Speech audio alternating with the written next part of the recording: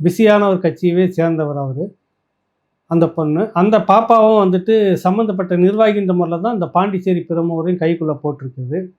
இந்த வழக்கறிஞரும் கன்னியாகுமரியை சேர்ந்தவர். அந்த வழக்கறிஞரும் அந்த பகுதி நம்ம பகுதி மக்கள் பகுதி ஆள் தானேன்னு அங்கேயும் ஒரு நட்போட்டார் கட்சிக்குள்ளே ஏற்படுத்தியிருந்துருக்குது. அந்த தொடர்பில் தான் வழக்கறிஞர் வீட்டுக்கு போனதாகவும் அழைச்சிக்கிட்டு போனதாகவும் அங்கே வந்து திரும்பவும் வந்து பார்க்கும்போது 11 சவரன் நகையை காணவில்லை, திருடி கொண்டு விட்டார் அப்படின்னு சொல்லிட்டு இப்போ கைது பண்ணி உள்ளே வச்சுருக்காங்க.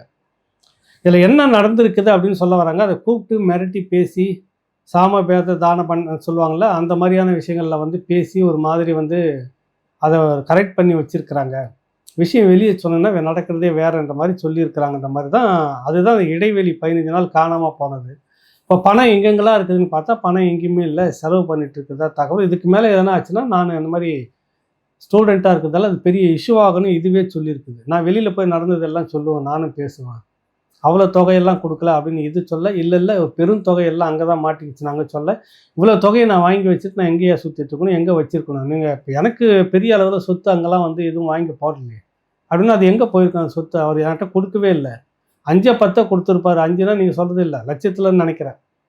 இதுக்குள்ளே ஏதோ ஒரு விஷயம் நடக்குது. பிஸியான தலைவர், இப்போ பிஸியான கட்சி வந்து களமிறங்கி இருக்குது, உங்களுக்கு தெரிஞ்சிருக்குன்னு நினைக்கிறேன்.